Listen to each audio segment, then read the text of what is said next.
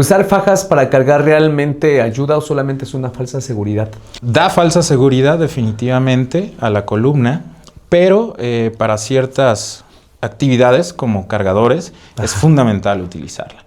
Si el paciente no está habituado, no tiene que hacer una carga mayor a 10, 20 kilos, no hay por qué utilizar fajas. Las fajas dan una falsa seguridad.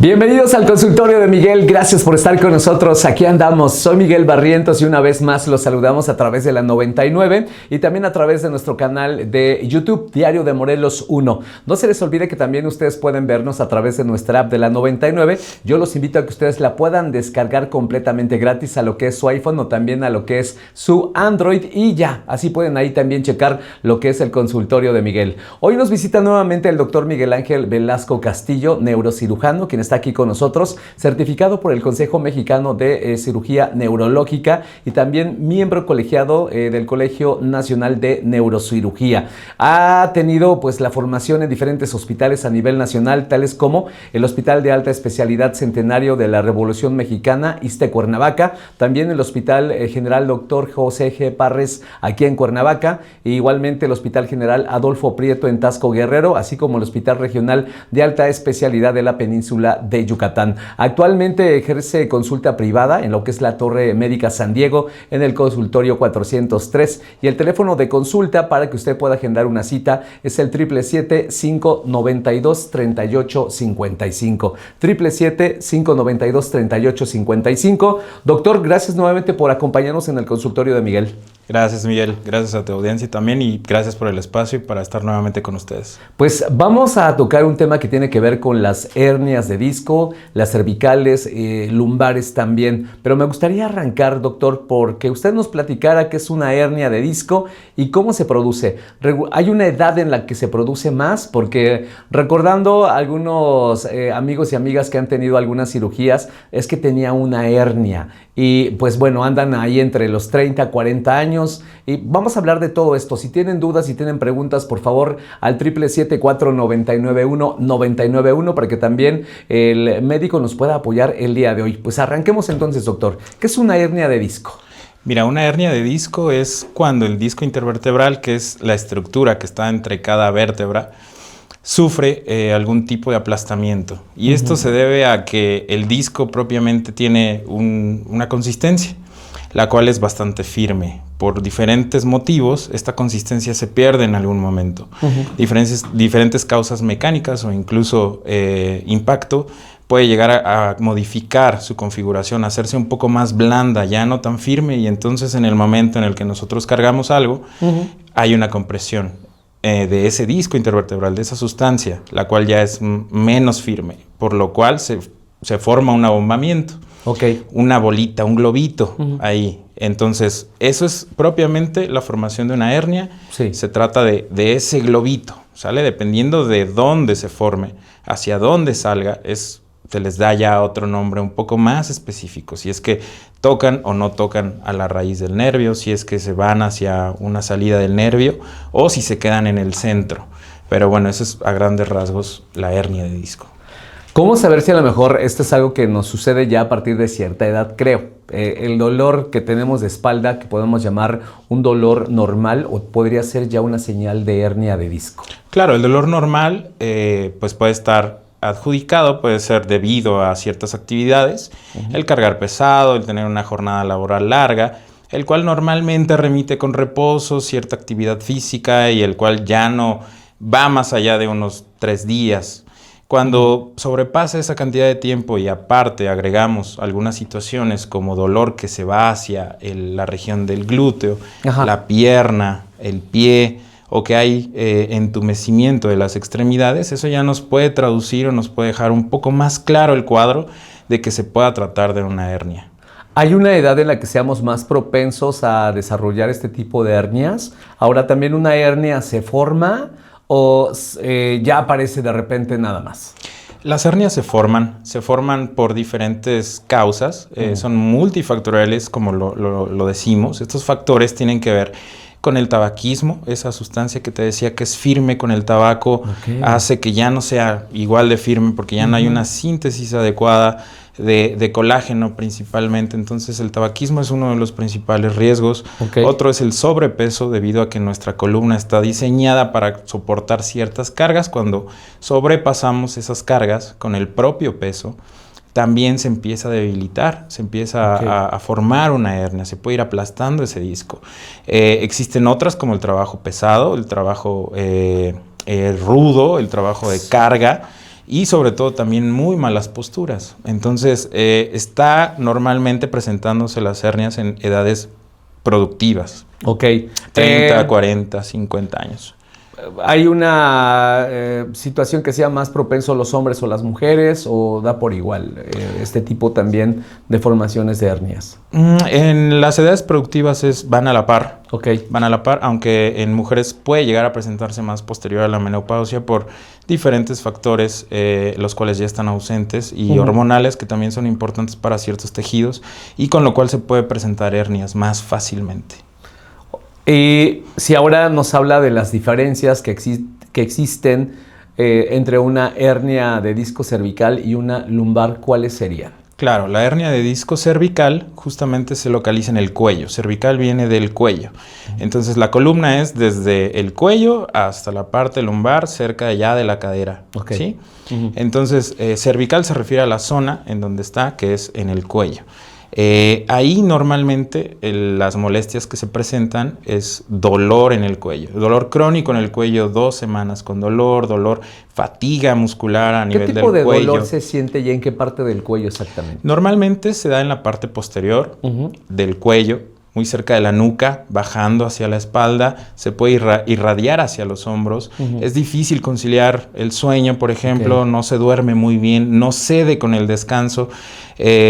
Posteriormente empiezan ciertas molestias como tipo eléctricas, tipo calambre hacia los brazos, hombros y posteriormente brazos, pueden llegar incluso hacia las manos y acompañarse también de entumecimiento de las yemas de los dedos o de algunos dedos en específico, cualquiera de ellos, incluso palmas.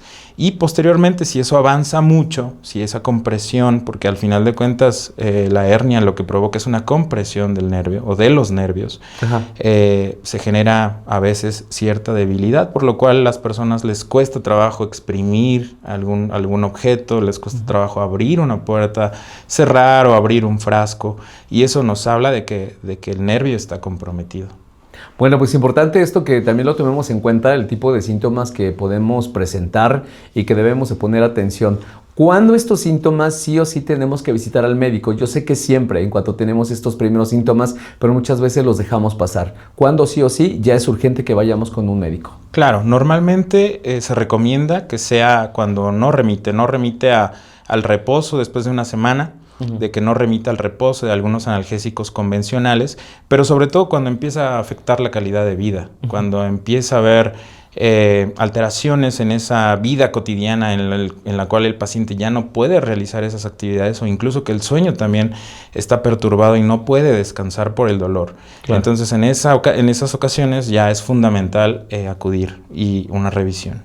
Hablábamos hace rato acerca de la diferencia entre la hernia cervical y una lumbar. ¿Nos hablaba de la cervical y de la lumbar? Claro, la lumbar entonces se localiza en el área lumbar, que es la espalda baja, ¿de acuerdo? En la parte de atrás.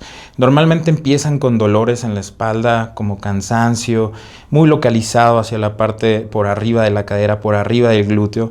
Si va evolucionando, eso se convierte en algo que se conoce como dolor tipo ciática, que en realidad está relacionado con la compresión del nervio ciático, y este dolor se irradia, o sea, más bien se pasa y transcurre hacia el glúteo y después hacia la pierna, del lado en donde esté la hernia. A veces puede ser de los dos lados, normalmente es un lado, derecho o izquierdo, y también se puede recorrer hasta la planta del pie.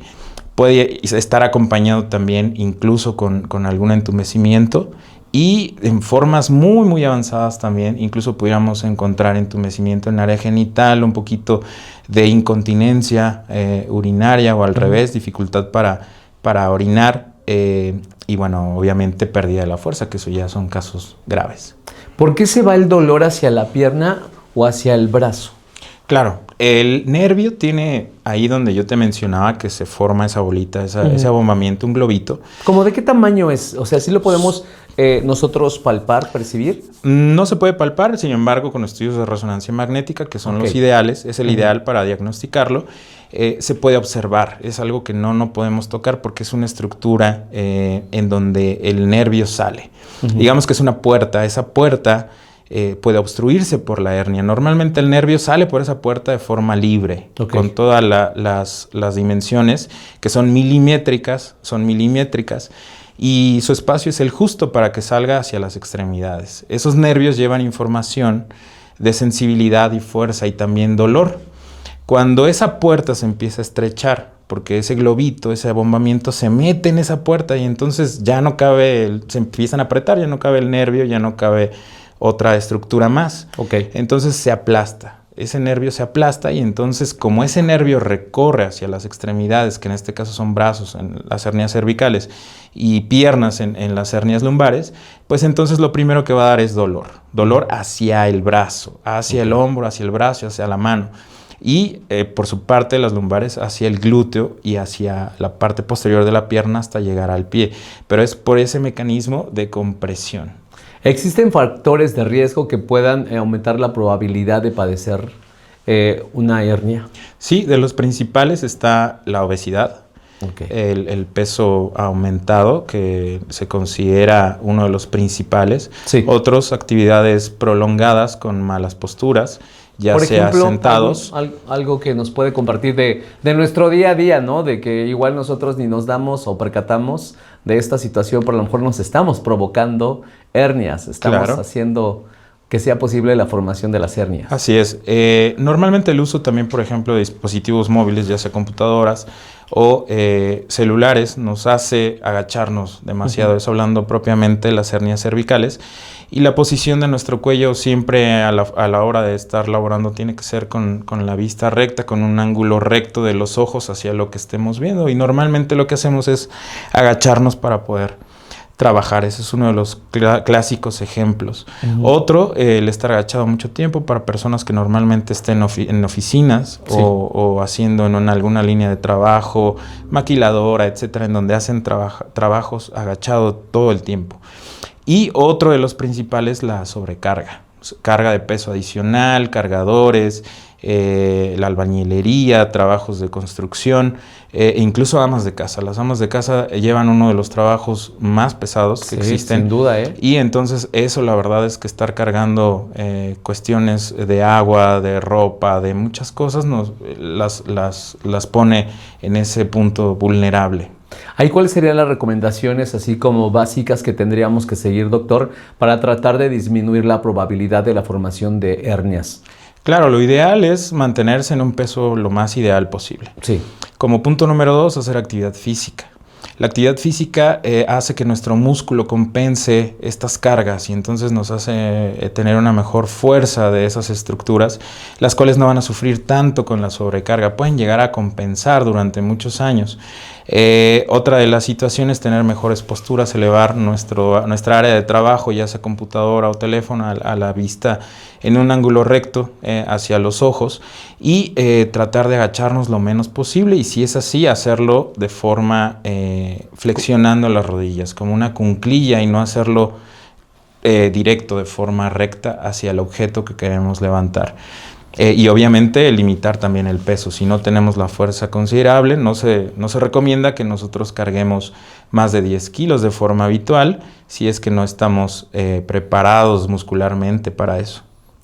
Sabemos que cuando tenemos este tipo de dolor o de molestias, lo primero que hacemos es buscar o una pomada o una pastilla para mitigar lo que es el dolor o sentimos que está inflamado a lo mejor parte de ese nervio de nuestro cuerpo. ¿Qué tan recomendable es esto? Y cuando ya ahora sí tenemos que ir con nuestro especialista, ¿quién es el especialista que nos tiene que dar un diagnóstico de esto y sobre todo mandarnos a hacer algún tipo de estudio que nos podría dar los resultados de si estamos desarrollando una hernia o no? Porque regularmente ya cuando el dolor es intenso, es cuando ya no puedes hacer alguna actividad, es cuando ya incluso vas directamente para que te hagan una cirugía.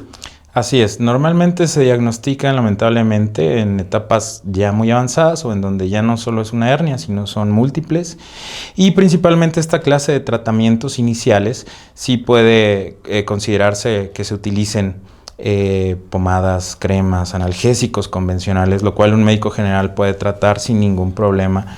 La intención es que ustedes conozcan esto y se atiendan lo más pronto posible ante dolores que no son los habituales o que ya tienen algún tipo de repercusión en la vida laboral, personal, o incluso en el sueño. Entonces, una vez acudiendo con un médico general se puede dar un tratamiento inicial, el cual consta de cierto reposo, rehabilitación física, analgésicos, ya sean tópicos, o sea, en cremas, pomadas o tomados.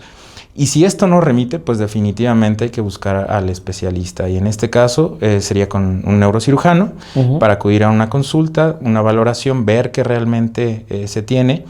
Y o en algunos casos un ortopedista también. Entonces de ahí ya podemos ir haciendo los estudios específicos. Ahora que menciona un ortopedista, ¿por qué?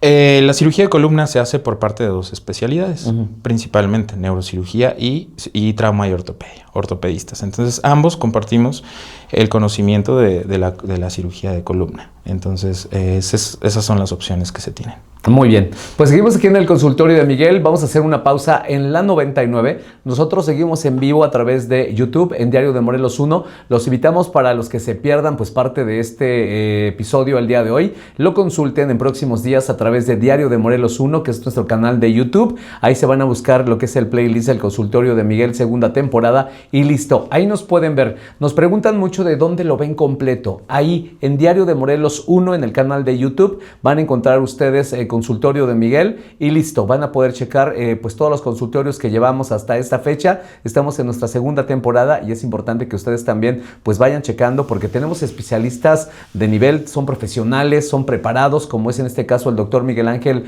Velasco Castillo, neurocirujano, que es certificado también por el Consejo Mexicano de Cirugía Neurológica y también miembro colegiado del Colegio Nacional de Neurocirugía. Pues vamos a la pausa en la 99 y nosotros continuamos a través de YouTube en Diario de Morelos 1. Doctor, continuamos aquí al aire a través de YouTube en Diario de Morelos 1 y algunas de las preguntas que ya nos están haciendo llegar es ¿cuáles son los estudios correctos o cómo se puede diagnosticar lo que es una hernia o qué es lo que recomienda? Sí, lo que recomendamos es hacer una resonancia magnética. No es el estudio inicial, sin embargo, es el estudio que realmente nos va a dar el diagnóstico.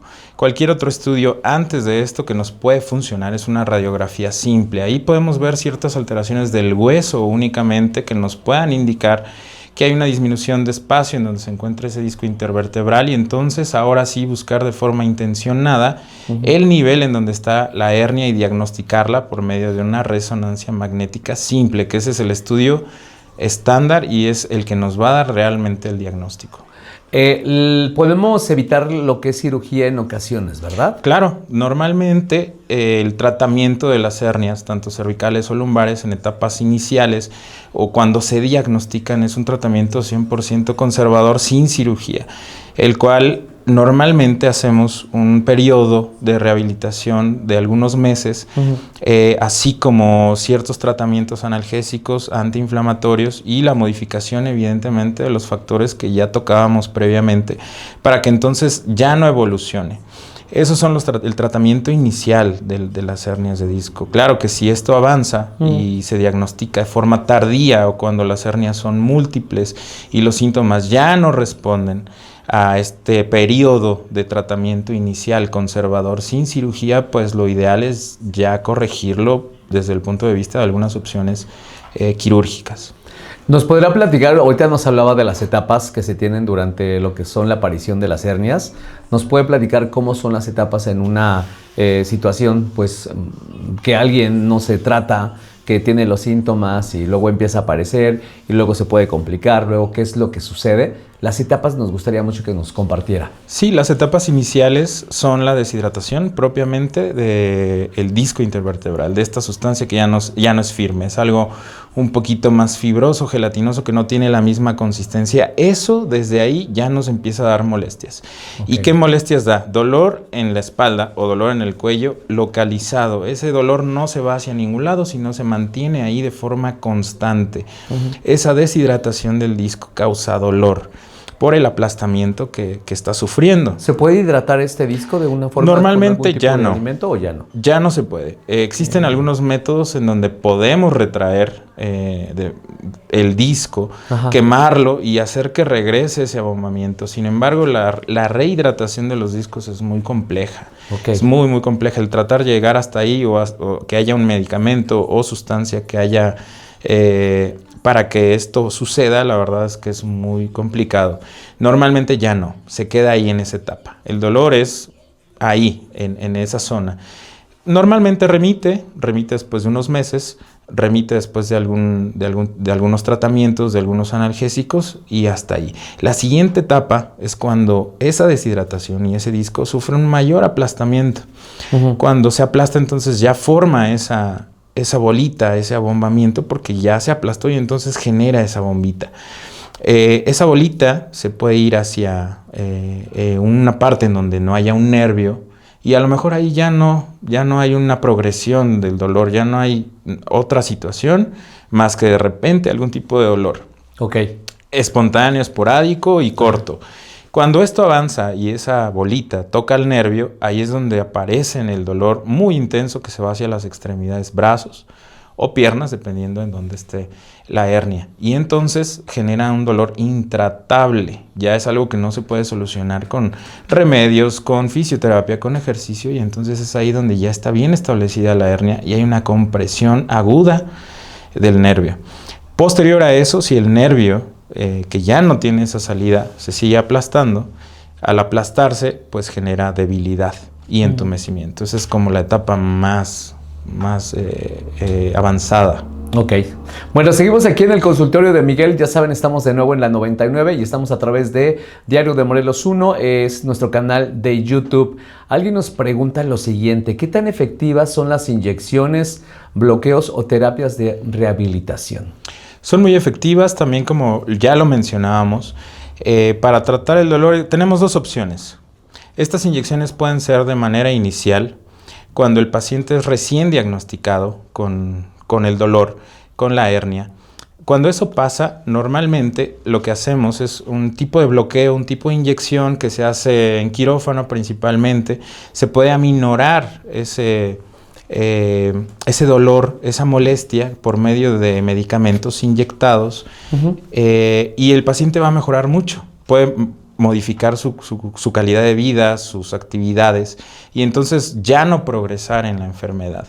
Ese es el primer escenario. Y el segundo escenario es para pacientes, por ejemplo, ya con una edad muy avanzada, que una cirugía es muy riesgosa o que ya no se puede solucionar al 100% el problema. Se consideran tratamientos paliativos para que el dolor entonces disminuya y él pueda tener una mejor calidad de vida, que al final de cuentas todo conlleva a que nosotros ofrezcamos una mejor calidad de vida al paciente. ¿Cuánto tiempo tarda una persona en recuperarse realmente y pueden volver a aparecer estas hernias? Sí, la recuperación es dependiendo de qué tanto esfuerzo también se haga posterior a los tratamientos. Son recuperaciones de un par de meses, en el cual el paciente ya después de esos 2 meses probablemente se pueda reintegrar al 100% a sus actividades y que tenga una buena calidad de vida. Y bueno, ¿cuál era la siguiente? ¿Cuánto tiempo tardan realmente? ¿No dice que de 2, 3 meses aproximadamente? 2 o 3 meses, sí, así es. También por aquí, pues nos gustaría mucho que nos platicara de los hábitos que lastiman precisamente nuestra espalda sin que nos demos cuenta. Ya hace rato nos mencionó algunas situaciones que son de las más comunes y que realmente no nos percatamos, pero seguramente habrá algunas preguntas o dudas que tienen sus pacientes cuando llegan precisamente a lo que es su consultorio. ¿Tendrá algunos ejemplos de situaciones de sus pacientes que a lo mejor tengan cierta actividad o cierto oficio o cierta profesión que también eso haya contribuido a desarrollar lo que son las hernias? Sí, es muy común en pacientes jóvenes, por ejemplo, que lleguen posterior a hacer actividades de gimnasio o de alto impacto, CrossFit o carga de peso muerto, en el cual el paciente no estaba habituado, y por lo general son pacientes muy jóvenes que van al gimnasio y que entonces hacen carga de peso que normalmente no están ahorita, digamos, en un entrenamiento como para poder realizarlo de forma adecuada, no tienen una guía especializada o alguien que realmente les ponga atención en realmente cuánto peso puedan cargar, y entonces lo hacen porque pues obviamente con la juventud eso es muy Inclusive posible. no solamente la juventud, tengo amigos que van al gimnasio y ya tienen más de 40 y bueno, hoy en día quieren tener una mejor calidad de vida y también se quieren poner fortachones, pero ahí están también tal vez desarrollando una posible hernia o posibles hernias. Así es. Sí, ¿no? Si no se tiene el cuidado adecuado o las limitaciones correctas, Sí. es muy común que el paciente joven llegue con ya hernias incluso propiamente al hacer esta clase de actividades. Otro ejemplo muy común, como te decía, es el trabajo en el hogar. El trabajo en el hogar es muy pesado, lo repito, y conlleva múltiples situaciones que aumentan la carga. Ajá. En la columna, el agacharse, el hacer limpieza, eso es una carga muy, muy elevada para la columna. Ok, importante todos estos consejos que también nos da y sobre todo información que nos está compartiendo. Le preguntaba acerca de si vuelven a aparecer las hernias y aunque ya hayan sido con cirugía, ya hayan sido tratadas, ¿por qué vuelven a aparecer? ¿Por estos mismos malos hábitos que estamos teniendo? ¿Seguimos teniendo malos hábitos tanto alimenticios, de postura y las actividades que regularmente realizamos? Así es por esos factores, aunque normalmente ya no aparecen en el mismo lugar. Okay. Una hernia que ya se trató, que ya desapareció porque mecánicamente ya no existe, sí. Puede aparecer pero en otro sitio, ajá, en otro nivel, digámoslo así, en otro disco que previamente a lo mejor estaba sano, pero por no llevar a cabo este cambio importante en el estilo de vida posterior a un tratamiento de hernias, puede volver a aparecer en otro sitio y dar síntomas muy similares. Si pudiera darnos un solo consejo para evitar hernias, ¿cuál sería? El hacer actividad física. No importa que tengamos muchísimo músculo, sin embargo es muy importante el hacer actividad física, debido a que ya les decía que el músculo es lo que realmente nos va a compensar ciertas cosas y sobre todo la sobrecarga a nivel de la columna. Entonces mi mejor consejo es hacer actividad física continua y de preferencia diaria. ¿Por qué a lo mejor hay personas que pues tienen una hernia, casi no sienten dolor, y hay otras que no pueden ni caminar? Sí, esto tiene que ver con el aplastamiento del nervio. El aplastamiento del nervio, cuando es agudo, cuando pasa en el momento, el dolor es insoportable. Es algo que incapacita. Cuando hay hernias que a lo mejor en su momento tuvieron este aplastamiento agudo, en algún momento se quitó el dolor. Y entonces siguió evolucionando, se sigue teniendo la hernia, sin embargo, el nervio tiene mecanismos de compensación en el cual ya no va a doler tanto. Puede haber otras alteraciones como el entumecimiento, la falta de fuerza, sin embargo, el dolor sí disminuye un poco. Pero eso no quiere decir que no haya un daño en el nervio propiamente. Entonces, el aplastamiento agudo de un nervio, o sea, rápido en ese momento, es lo que da el dolor incapacitante. ¿Qué tan peligrosa puede convertirse una hernia si no se trata? Si no se tratan las hernias, sobre todo cuando son múltiples o incluso puede ser una sola, pueden progresar a la pérdida de la fuerza. Y si uno pierde la fuerza de una extremidad, pues puede ser incluso una extremidad dominante, derecha o izquierda, hablando de propiamente el cuello, Ajá. hernias cervicales. Y si yo soy diestro y tengo imposibilidad para mover la mano, pues eso me va a afectar en mi calidad de vida y laboral, sobre todo. Entonces, sí puede avanzar a esos extremos. ¿El colchón donde dormimos, sea suave, duro o de una textura media, afecta, contribuye al desarrollo o que no se desarrollen hernias? Sí se ha visto que tienen algunos beneficios y también que algunos modelos llegan a tener cierta... que puede ser un factor para generarlo. Sin embargo, lo que se recomienda es tener el colchón más cómodo propiamente. El colchón no es un tratamiento. El colchón es para descansar y para poder tener un sueño reparador. Sin embargo, no es un tratamiento ortopédico, ni mucho menos. Entonces, sirve para descansar. Si el colchón que tú elijas te sirve para descansar, ese es el ideal. No hay algo en realidad que se tenga específicamente. Para pacientes ya diagnosticados con hernias de disco, ahí lo ideal es que sean firmes. Ahí sí, es firme. No es un tratamiento, sin embargo, va a ayudar a que las molestias sean menores durante la noche. Que sea firme y que la almohada sea lo más baja posible.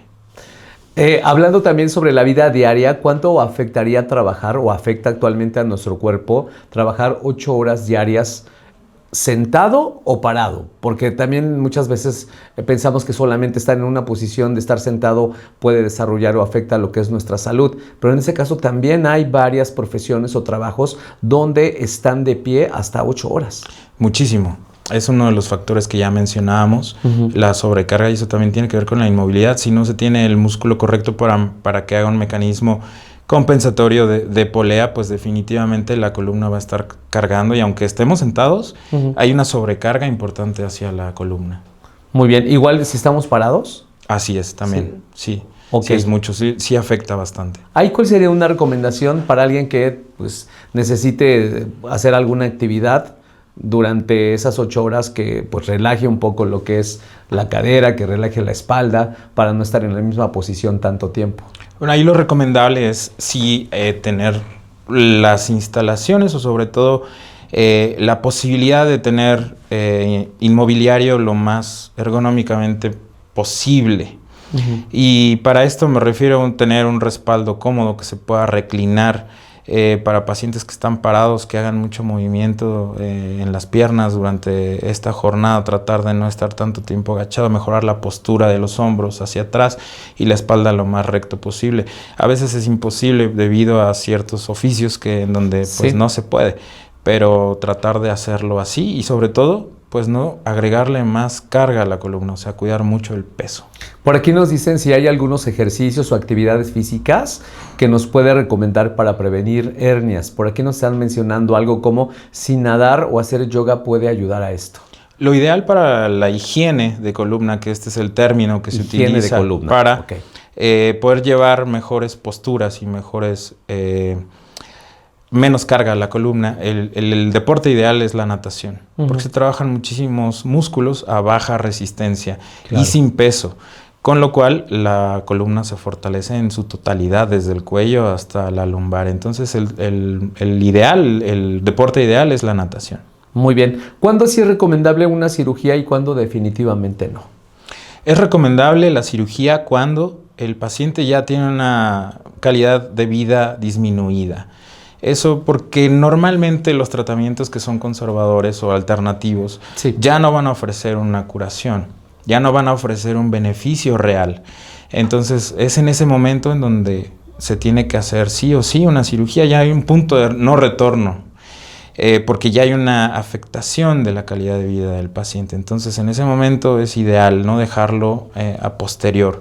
Cuando no, como les mencionaba, es que en las etapas iniciales ya bien diagnosticadas, en donde esas hernias son pequeñas, es única, y a lo mejor el paciente es muy joven, todavía tiene fuerza, tiene buena actividad, tiene buena calidad de vida, y podemos optar por no hacer cirugía y rehabilitar esta parte, ¿sale? Llevar una buena higiene de columna y llevar un mejor estilo de vida.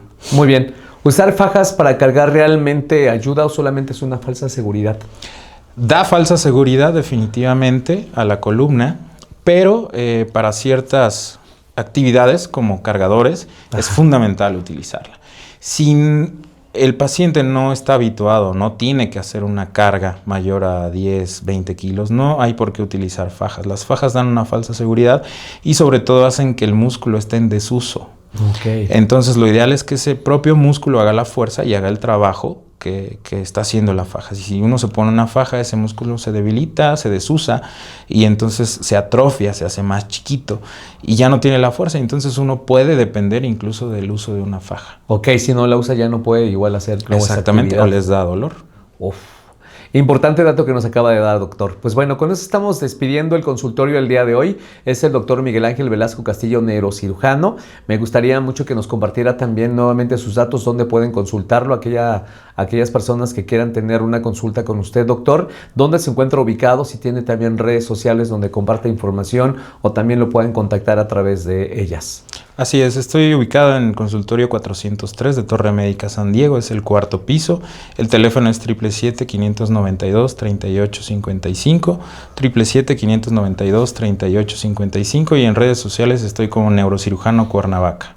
Perfecto, pues gracias por acompañarnos el día de hoy. Muchísimas gracias, Miguel. Aquí en el consultorio de Miguel. Oigan, y por cierto, los quiero invitar a que ustedes también busquen lo que es la guía médica de Diario de Morelos. La pueden encontrar a través de diariodemorelos.com, y si son suscriptores de Diario de Morelos, la pueden tener en su versión física, que es esta que tenemos. Es un directorio, por supuesto, con pues los diferentes consultorios, hospitales, especialistas, por supuesto, los más reconocidos y confiables que ustedes pueden tener. Así que los invito a que la consulten, ténganla a la mano, vayan a diariodemorelos.com, ahí van a poder checar la versión digital para que se puedan informar ustedes de pues especialistas, hospitales que de repente andamos nosotros buscando cuando necesitamos algunos de estos médicos o doctores o especialistas, incluso hospitales para urgencias, pues no sabemos dónde. Pues aquí tenemos todo en la guía médica de Diario de Morelos, diariodemorelos.com. Yo recientemente la utilicé, fíjense que regularmente no la utilizo tanto, pero ahora que estaba buscando un otorrino, pues bueno, ¿qué hice? Me fui a la guía médica, la saqué de mi cajón, ahí en mi buró, en mi